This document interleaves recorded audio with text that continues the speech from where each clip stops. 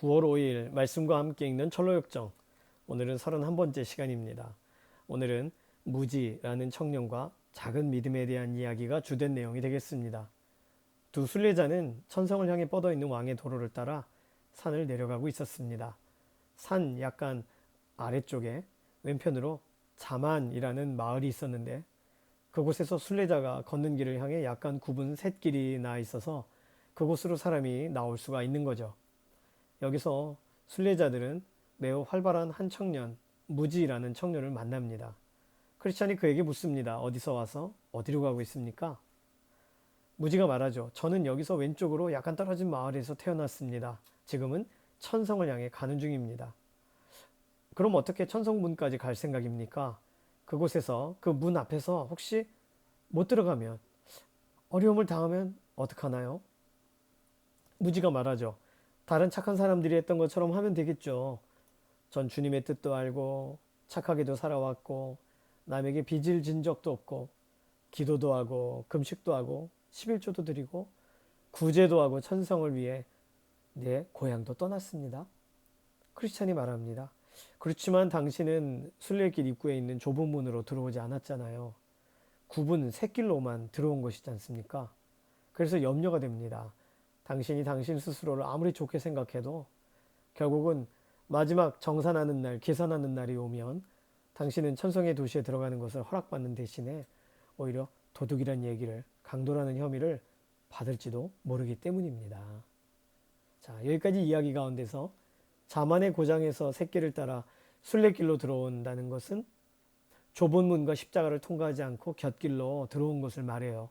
다시 말하면 구원의 은혜가 없는데도 스스로 구원받은 백성이라 생각하는 사람들을 말합니다.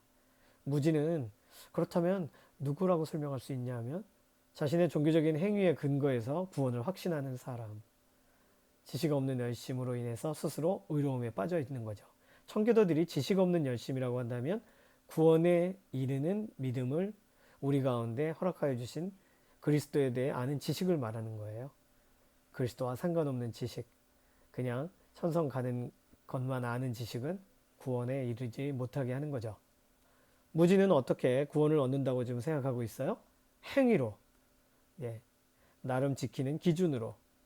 무지에게 없는 것은 무엇이냐면 성령님께서 그의 마음을 역사하시는 유효한 역사, 다시 말하면 죄를 깨닫게 하시는 각성의 역사가 그에게 없었다는 것입니다. 무지가 말합니다. 신사양관, 당신은 내게 낯선 사람이죠. 난 당신을 모릅니다. 그러니까 당신 나라 종교는 당신이나 따르세요. 나는 내 고장의 종교를 따르겠습니다. 각자 믿는 대로 삽시다. 바라건대 모두 잘 되길 바랍니다. 당신이 말한 그 좁은 문이 우리 고장에서부터는 아주 굉장히 멀리 떨어져 있다는 걸 온 세상 사람이 다 알고 있습니다.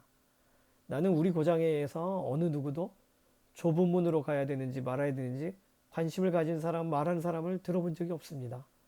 어떻게 그곳에 가야 되는지도 모르고요. 다만 우리 고장에서 이곳 순례길로 상쾌하고 푸른 샛길이 나 있으니까 우린 길로 나올 뿐이죠. 우린 이 샛길밖에 모릅니다. 크리스찬은 이 청년이 지혜로운 척하지만 스스로 속이고 있다는 것을 보면서 소망에게 속삭입니다. 내가 스스로 지혜롭게 여기는 자를 보느냐? 그보다 미련한 자에게 오히려 소망이 있느니라. 우매한 자는 길을 갈 때에도 지혜가 부족하여 각 사람에게 자기의 우매함을 말하느니라. 말씀이 떠올라서 말하고서 크리스찬이 말합니다. 우리가 저 청년과 저 남자와 이야기를 계속 해야 될까요? 아니면 지금 그를 떠나서 그가 이미 들은 것에 대해 좀 생각하도록 내버려두고 가다가 나중에 그를 위해서 우리가 가던 길을 멈추고 어느 정도 도울 수 있는지 그때 알아볼까요? 무지가 순례길에 들어왔지만 순례길을 어떻게 이해하고 있는 걸까요? 무지는 힘들고 어려운 좁은 문과 십자가 언덕을 통과하기보다 쉽게 순례길에 들어올 수 있는 샛길을 선호하고 이것이 그가 허락받은 그에게 열린 길이라고 생각하는 거죠. 구원의 길에 대해 하지 않습니다. 무지는 자기 자신에게 구원의 은혜가 없다는 걸 몰라요. 구원은 확신하고 있는데 확신의 근거가 율법이죠. 이를 통해서 무지에게 나타난 특징을 정리하면 구원의 은혜가 없는데도 자신은 구원을 받았다는 생각에 사로잡혀 있는 사람, 그러니까 자신의 행위로 자신은 구원받는다고 속이는 사람을 말합니다. 소망이 말합니다. 크리스찬에게 무지가 잠시 우리가 말한 것을 생각하게 두시죠. 그리고 그가 선한 충고를 받는 것에 거절하지 못하게 가장 중요한 것에 대해서 무지한 상태로 그를 그냥 두지 마시죠. 비록 하나님께서 창조하셨지만 우리 똑같이 다 사람들을 만드셨지만 어떤 사람은 그 지식이 없는 구원에 이르지 못하는 이해력이 없는 사람들이 있습니다. 안타깝지만 하나님은 그들을 구원하시지 않을 거라고 말씀하셨죠. 제가 생각하기에는 한 번에 모든 것을 다 그에게 말하는 건 좋지 않은 것 같습니다. 만약에 동의하신다면 지금은 우리가 지나쳐 갔다가 조만간에 그가 마음으로 받을 만한 때에 그때 다시 말하시죠. 그래서 두 순례자는 먼저 계속 앞서서 길을 갑니다. 무지라는 청년은 천성의 길을 그냥 따라가죠. 얼마 지나지 않아서 매우 어두운 좁은 길로 들어서게 되는데 그곳에서 순례자들은 7귀신이 한 사람을 7가닥의 줄로 묶어서 지난번에 봤었던 그 언덕에서 보았던 그 지옥으로 빠지는 문 쪽으로 데리고 가는 것을 보게 됩니다. 크리스찬은 그 광경이 너무 무서우니까 벌벌 떨기 시작했고 소망도 무서워서 떨고 있는데 크리스찬은 귀신 무리들이 끌고 가는 사람이 누군가 혹시 배교 마을에 사는 그 배신자가 아닌가 싶어서 얼굴을 확인하려고 쳐다봤지만 그는 꼭 도둑질하다가 잡힌 사람처럼 부끄러워하면서 얼굴을 숙이고 가는 통에 그 얼굴을 완전히 볼 수 없었습니다. 근데 소망은 그 사람이 지나갈 때 그의 등 뒤에 붙어있는 종이를 보죠. 악덕의 스승, 바람둥이 고백자였던 저주받을 배교자 이렇게 써있는 등에 있는 종이를 보게 됩니다. 상징적인 내용인데요. 이것은요. 무지가 자기 자신의 상태를 깨닫게 하는데 필요한 것은 자신에게 구원의 은혜가 있는지 스스로 점검해야 되는 것이 필요하죠. 그때 성령님께서 역사하신다면 자신이 그런 상태임을 깨닫고 구원의 은총을 찾고 구하는 사람이 되어집니다. 아, 내가 이렇구나라는 그런 자신의 상태를 깨닫는 것이 필요해요. 사실은 율법이 그 기능을 하고 있죠. 근데 오히려 율법을 통해 구원의 길이 없다는 것을 오히려 발견하지 못하고 율법으로 만족하고 있다는 것이 율법의 그 3가지 기능 떠올려지시나요? 그 기능 중에 2번째 기능에 머물러 있는 거예요. 3번째인 답이 없으니 예수님을 찾아야 되는데 말이죠. 하나님의 말씀을 이해하지 못하는 사람들이 버림받는 이유는 말씀을 깨닫는 것이 구원의 은혜로 나아가는 길인데 깨닫게 하시는 성령의 역사가 없기 때문입니다. 따라서 환난의 때 어려움이 당하면 배신자들이 많이 나타나요. 꼭 그 밭에 심겨져 있는 씨앗에 대한 비유 중에서 돌짝밭, 가시떨기밭 이런 데 있는 것처럼 말씀이 뿌려지지만 금방 그 싹이 나고 뿌리를 내리지 못하는 일이 발생하는 거죠. 바람둥이 고백자, 악덕의 스승 번역의 차이가 있는데 왜 바람둥이 고백자라고 번역을 했냐면 한때는 신앙 고백을 했던 사람이란 거예요. 이 사람이. 근데 결국 한때는 신앙 고백을 하고 있었지만 결국 배교했다면 그 신앙을 거절했다면 하나님 믿기를 거부했다면 믿음 있어 보이던 그 당시의 행위는 확신 가운데 하지 않았던 위선적인 행동이었다는 것을 드러내는 것 뿐입니다. 크리스찬이 근데 누군가 끌려가는 사람을 보니까 생각나는 사람이 있었어요. 저는 이 근처에서 착한 사람이 당한 일에 대해 들었던 적이 생각납니다. 그 사람의 이름은 작은 믿음이었어요. 착했고 진실이라는 도시에서 살았습니다. 작은 믿음에게 일어난 일을 간단히 설명해 드리겠습니다. 그리고 내용이 이렇게 정리가 되어 있습니다. 이제 지나가려는 통로에서 넓은 문에서 나오는 샛길이 있는데 그 길은 죽은 자의 골목길, 사망로라고 부르는 곳이고 왜냐하면 살인자들이 주로 거기가 범행하던 장소였기 때문인데요. 작은 믿음이라는 사람이 순례의 길을 가다가 그곳에 앉아서 잠이 든 것이죠. 그곳에 억센 건달 3명이 그 이름은 약한 마음, 겁복, 불신, 의심이라는 번역도 있습니다. 범죄 이 3사람이 샛길을 따라서 막 내려오다가 작은 믿음이 잠든 것을 보고 달려와요. 작은 믿음이 달려오는 소리 듣고 깹니다. 건달들은 작은 믿음을 위협해서 못 떠나게 해요. 작은 믿음은 자포자기하게 되죠. 약한 마음, 겁보가 돈을 요구합니다. 작은 믿음은 돈을 잃어버리는 걸 아주 혐오하기 때문에 안 줘요. 근데 불신은, 의심은 그의 은전 주머니를 뺐습니다. 작은 믿음이 도둑이야 소리를 지르지만 범죄가 곤봉으로 작은 믿음의 머리를 내리칩니다. 작은 믿음은 피를 흘리며 쓰러지죠. 그런데 그때 마침 길에 저쪽에서 누군가가 오는 소리가 들립니다. 그들은 좋은 확신이라는 도시에 큰 은혜라는 사람이 오는 게 아닌가라고 두려워서 그 세 명의 건달은 작은 믿음을 버려두고 도망가게 됩니다. 잠시 뒤에 깨어난 작은 믿음은 휘청거리면서 일어나서 길을 걸어가게 되죠. 작은 믿음이 잠든 곳은 순례길에서 세상과 가까운 길목에 그 길목에서 잠든 것이죠. 이것은 근신하지 않은 것을 말합니다. 근신하고 깨어 있어야 되는데. 믿음이 약해질 때 나타나는 현상이 이 건달의 이름입니다. 약한 마음이 찾아오고 의심이 들고 죄를 짓는 거예요. 이것을 이렇게 이야기로 바꾼 거죠. 두려움은 어떤 효과를 주나요? 두려움은 우리의 믿음을 약화시켜서 영적으로 아무것도 할 수 없는 상태로 만들어요. 자포자기하게 만듭니다. 작은 믿음은 결국 어떤 상태에 빠지게 되는 것이죠? 결국 완전히 죽은 자와 같이 피 흘리며 쓰러지게 됩니다. 큰 은혜? 큰 은혜란 사람이 어떤 사람이길래 건달이 이렇게 반응하는 걸까요? 건달들은 큰 은혜가 오는 소리에 도망치죠. 큰 은혜는 시험과 유혹을 능히 물리치며 승리하기 때문에 그가 오면 도망가는 거예요. 큰 은혜에 대해서는 뒤에 좀 더 설명합니다. 소망이 말합니다. 건달들이 작은 믿음이 가진 모든 걸 다 빼앗아 갔나요? 크리스찬이 말해요. 아니요. 건달들은 그의 보석은 빼앗지 못했습니다. 하지만 작은 믿음은 그의 여행비의 대부분을 빼앗겼기 때문에 그 사실이 너무 괴로워서 이후에 여행을 다 마치기 전까지 구걸을 하며 굶주린 채 남은 순례길을 걸어갔습니다. 소망이 말해요. 그가 천성문에 입장할 수 있는 그 증명서인 보석을 빼앗기지 않았다는 것 자체가 굉장히 놀라운데요. 예, 진짜 놀라운 일이죠. 하지만 그 보석을 빼앗기지 않은 게 그가 잘 숨겨뒀기 때문은 아닙니다. 건달들이 덤벼들어서 막 그럴 때 너무 당황한 나머지 그는 아무것도 숨기지 못했다 그러죠.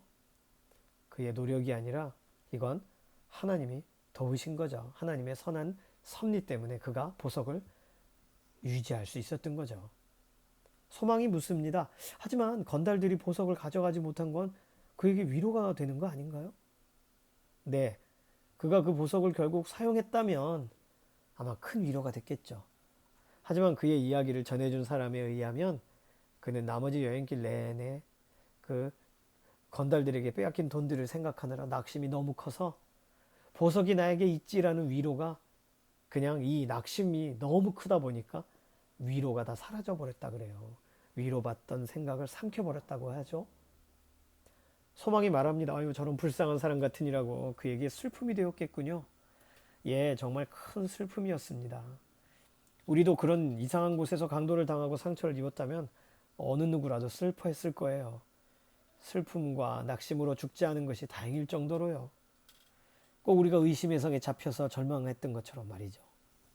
결국 작은 믿음은 나머지 여행길을 쓰라린 불평 가운데 걸으며 만나는 사람마다 붙들고 자신이 강도당한 이야기, 상처받고 빼앗긴 이야기를 계속 했다고 합니다. 자, 작은 믿음은 구원받지 못했나요? 아니죠. 구원을 잃어버리지 않았어요. 보석을 잃어버리지 않았어요. 그런데 뭘 누리지 못하는 거예요? 하나님의 돌보심으로 구원은 받았지만 순례의 길에서 영적인 빈곤 상태로 그리스도의 풍성한 은혜는 누리지 못한 거예요.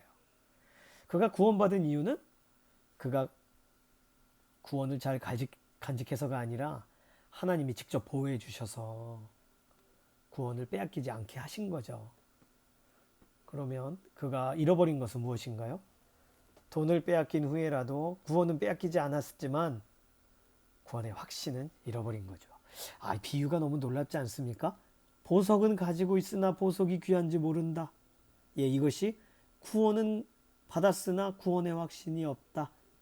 이렇게 적용하고 있습니다. 소망이 말해요. 그런데 자신의 여행에 필요한 것들을 위해 육신의 편안함을 위해 보석의 일부를 팔거나 저당 잡지 않은 걸 보면 아, 그 작은 믿음 참 대단한 걸요? 크리스찬이 말합니다. 당신은 마치 이 세상에 대해 전혀 모르는 사람처럼 말하는군요. 그 작은 믿음 그 사람이 저당 잡히고 뭘 얻을 수 있겠어요. 그 어떤 고장에서도 그 보석, 구원이라는 보석은 귀중히 여기지 않아요. 우리가 허영의 시장에서도 그 하나님을 사모하고 경외하는 걸 귀중히 여기지 않았던 것처럼 말이죠. 또 그것이 없인 천성의 유업을 얻지는 못하는데, 그런데 참 이상하죠. 세상에선 보석을 중요하게 여기지 않으니 소망이 좀 마음이 상한 것처럼 말합니다. 가시도 친 듯이 말하시는 거 아니죠? 에서는 장자권이라는 귀중한 보석을 팥죽 한 그릇에 팔았는데 작은 믿음이라고 그렇게 못할 이유가 없지 않았을까요? 크리스찬이 말합니다. 에서는 정말 자신의 장자권을 팔고 스스로 축복에서 제외시킨 거고, 하지만 에서와 작은 믿음을 똑같이 봐서는 안 돼요. 에서의 장자권은 상징적인 것이지만 작은 믿음의 보석은 그렇지 않죠. 실제적인 거죠. 또 에서는 자신의 배를 채우려고 배를 신으로 섬기고 육적인 것을 채우려고 팥죽과 바꿔버리는 태도를 가졌지만, 작은 믿음의 태도는 완전히 다르죠. 작은 믿음은 비록 믿음은 작았지만 방종의 삶을 피하고 그 보석을 가지고 있습니다. 당신은 에서가 작더라도 믿음이라는 것을 가졌었다는 기록을 어디서도 읽어보지 못했을 거예요. 믿음 없는 자는 육신이 요동칠 때 육신에 저항할 수 없어요. 정자권, 영혼, 그 무엇이라도 마귀에게 다 팔아버리고 싶을 테니까요. 꼭 발정난 암나귀와 같이 말이죠. 예레미야 2장 24절 꼭 읽어보십시오.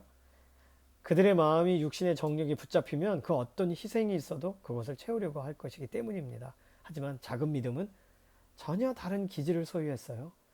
그의 생활은 영적인 것, 하늘의 것을 사모했어요. 그러나 가는 길에 빼앗긴 것을 집중했을 뿐이죠. 자, 헷갈릴 수 있는데 이 이야기 중요합니다. 작은 믿음일지라도 그에게 뚜렷이 나타나는 구원의 은혜는 뭐예요? 구원을 팔거나 저당 잡지는 않는다는 거예요. 구원을 보석같이 귀히 여긴다는 거죠.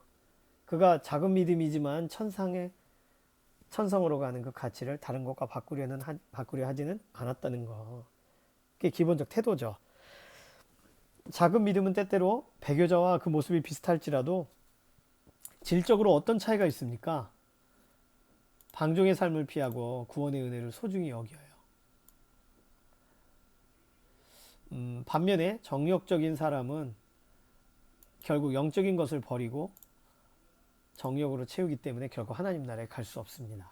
하늘의 것을 사모한다는 것은 뭐냐면, 육의 것과 하늘의 것을 구별하는 기준은 성령님의 역사로만 가능한데, 작은 믿음은 그 사모함이 있다. 성령님이 그를 도와주신다. 그에게 이런 것을 떠오르게 하신다. 이런 거죠. 자, 크리스찬이 말합니다. 따라서 작은 믿음과 에서의 차이점을 설명했죠. 앞에서는. 따라서 이 같은 기질을 가진 사람이 설령 뭔가를 사야 할 것이 있다 할지라도 헛된 것을 위해 보석을 팔았겠어요. 자신의 배를 건초더미를 채우기 위해서 꼭 산비둘기를 설득해 까마귀처럼 살아라 이렇게 말하겠습니까? 소망은 이 비유가 또 속상했어요. 저의 잘못은 인정하지만 당신의 엄격한 의견에는 화가 나는군요. 크리스찬이 말해요. 왜죠? 당신은 마치 한 번도 밟아보지 않은 길을 이리저리 날아다니는 새와 같아요. 이제 그냥 상상으로 말하지 말고 지금 우리가 서로 토론한 것을 곱씹어서 심사숙고하고 생각해 보시죠. 그리고 우리 넘어갑시다. 소망이 물어요. 하지만 크리스찬 씨, 제 생각에 그 건달들은 단지 겁쟁이라고 여겨집니다.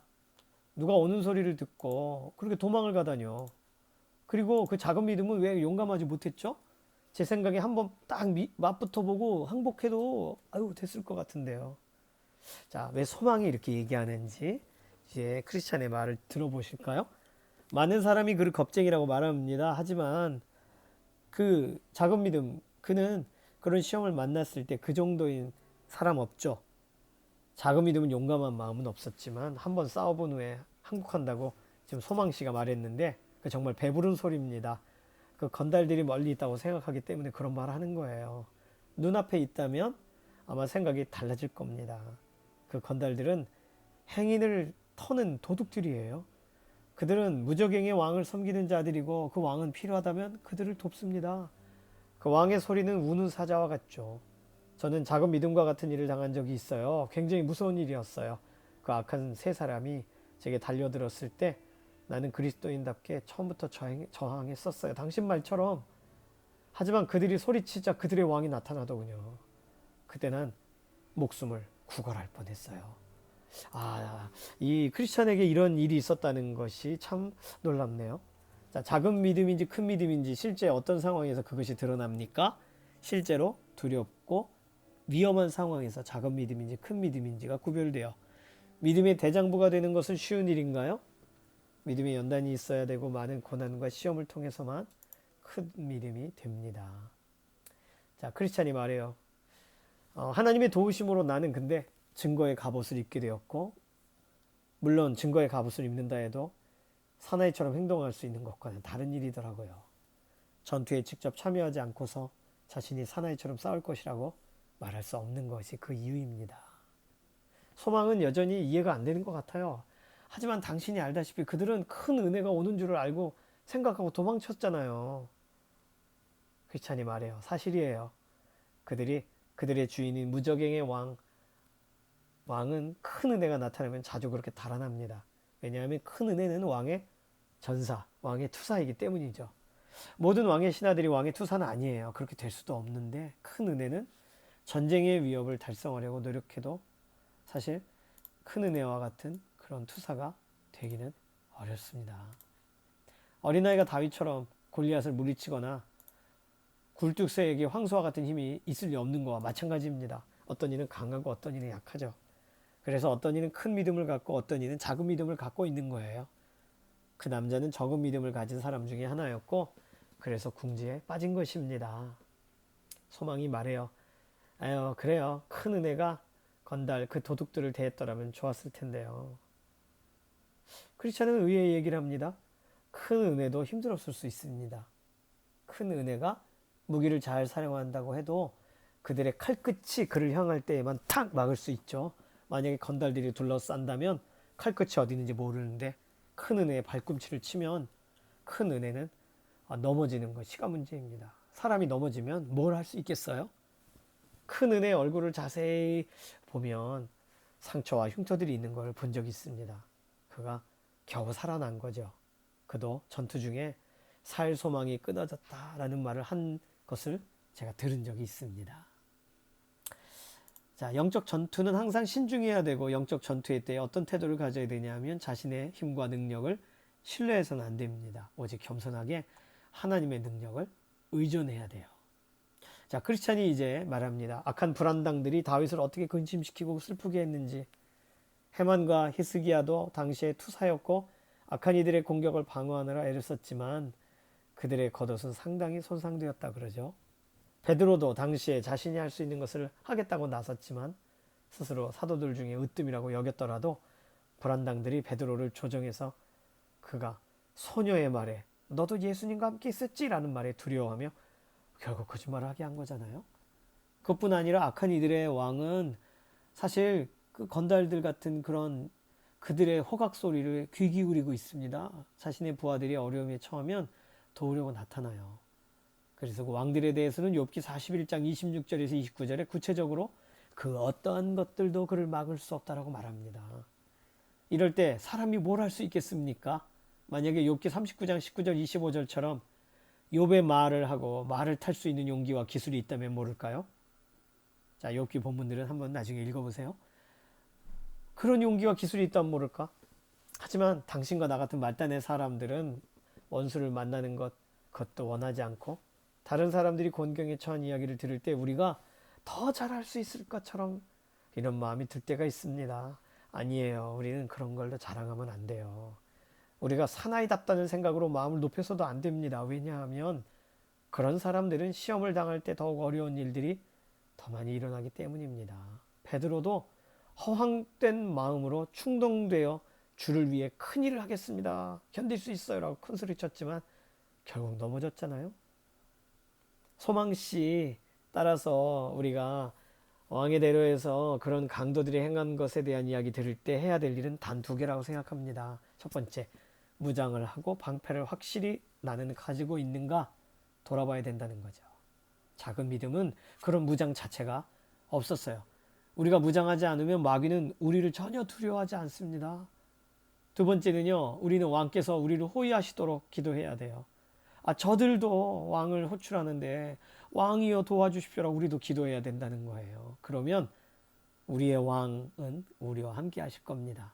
다윗도 모세도 그것을 필요로 했어요. 우리도 그렇게 기도할 때 두려울 것이 없을 것입니다. 그러나 그분이 함께 하지 않으면 아무리 훌륭한 조력자들이 있어도 죽임을 당하고 무너져 내리는 것밖에 없는 거죠. 자, 은혜가 아니라 자기 확신에 빠지면 어떤 위험에 처하게 되나요? 자기 확신에 빠지면 넘어지게 됩니다. 오히려 연약함을 인정하고 은혜를 구하는 게 낫죠. 강도를 만났을 때 우리가 해야 될 두 가지는 영적 무장으로 담대히 대적해야 될 일이 있고, 기도를 통해 왕의 도우심을 전적으로 의존해야 된다는 것입니다. 지금 작은 믿음이라는 사람의 이야기는 어찌 보면 크리스찬의 과거의 자신의 모습을 투영해서 설명하고 있는 것입니다. 크리스찬이 마지막으로 말합니다. 나는 전에 싸움을 한 적이 있었어요. 그런데 당신이 보는 바와 같이 내가 살아있는 건 내가 노력을 해서가 아니라 주님의 선하심 때문입니다. 나는 나 자신이 사나이답다고 자랑할 수 없어요. 나는 그런 너무나도 집요하고 첨예한 공격을 다시는 만나지 않았으면 좋겠습니다. 또 나는 우리가 모든 위험을 극복하지 못한 것을 여전히 두려워하고 있어요. 하지만 사자와 곰이 나를 삼키지 못했으며 하나님께서 할례받지 아니한 블레셋에서 다윗을 구원하신 것처럼 나도 구원하실 것을 소망합니다. 이때 크리스찬이 노래를 불러요. 오늘은 노래를 좀 적어드립니다. 불쌍한 작은 믿음씨 도둑들 가운데 있었습니까? 강탈당했습니까? 믿는 자들은 이것을 기억하십시오. 더 큰 믿음을 갖고 수만 명을 물리치십시오. 혹시 아니더라도 최소한 3명 당신에게 찾아왔던 건달들은 물리치십시오. 자, 오늘 내용을 정리할까요? 주인공과 소망이 새롭게 만난 사람은 무지라는 사람과 언뜻 봤던 배신자, 배교자입니다.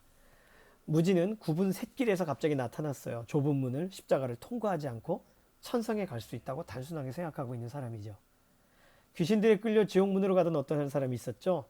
그는 겉모습은 한때 신앙인이었던, 그러나 은혜가 없었던 사람, 그는 끌려가고 있는 모습을 보였습니다. 이때 주인공이 기억을 떠올린 한 인물이 있어요. 그는 작은 믿음이에요. 사망의 길에서 건달들을 만나 죽을 뻔했지만 큰 은혜라는 사람이 오는 줄 알고 건달들이 도망치는 통에 살게 된 사람, 거저 얻은 은혜를 받은 사람이죠. 그런데 그 와중에도 천성의 입장하는 데 가장 중요한 보석, 구원은 놓치지 않은 사람.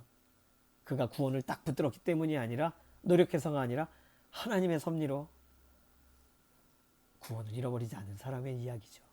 근데 작은 믿음에 대한 이야기를 듣는 내내 평가합니다. 소망은 이 이야기 저 이야기를 평가해요.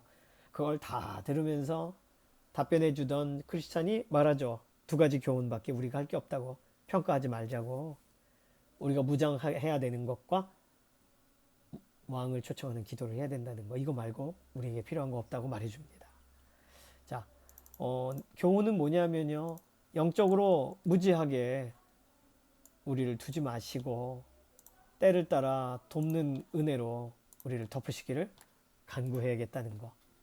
또 여전한 작은 믿음에도 불구하고 붙드시는 하나님의 섭리를 기억하고 무장하고 기도해야 된다는 거. 연관 본문은요, 마태복음 8장 23절에서 27절입니다. 배에 오름에 제자들이 따랐더니 바다에 큰 놀이 일어나 배가 물결에 덮이게 되었으되 예수께서는 주무시는지라. 그 제자들이 나와 깨우며 이르되 주여 구원하소서, 우리가 죽겠나이다. 이때 예수님이 뭐라고 말씀하시냐면요, 어찌하여 무서워하느냐, 믿음이 작은 자들아 하세요.